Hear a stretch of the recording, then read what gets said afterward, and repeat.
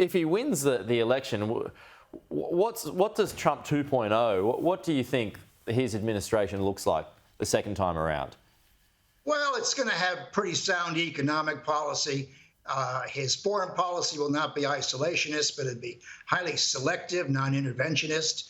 And he's just going to play a pat hand. You know, he's only a one-term president if he wins. He's already done one term. And, of course, the Constitution only allows you 2 terms. So, you know, either if Biden or Trump win, they're lame duck presidents. That is, they only have 4 years in them. So that's very, very unusual. I saw the other day, Pete, that if Trump goes to jail and God forbid if Biden passes away in October, we're going to have on the ballot a dead man and a guy in jail. So that'll be really unusual. I'm sure that's something that we will surely never see again in any type of campaign down the track, Joe. On to Joe Biden. He's done an interesting interview overnight where he's called Rafah in Gaza his red line. Now, American presidents, they don't have a good history when it comes to declaring red lines. Just ask Barack Obama about that. But, you know, when he says, you know, if you raid Rafah, it's a red line for me, what's Joe Biden going to do? Well, probably switch horses.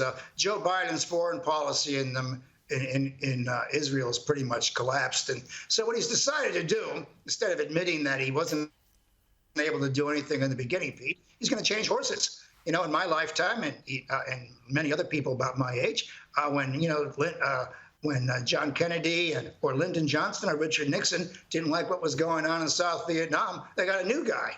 You know, and they kept getting new people until they finally got somebody who would pay attention to them. I think Joe Biden has given up on Benjamin Netanyahu. I think he's placing his money on Benny Gantz. And, of course, Netanyahu has pointed out that his red line is he's going to finish off Hamas. He's going to occupy Gaza.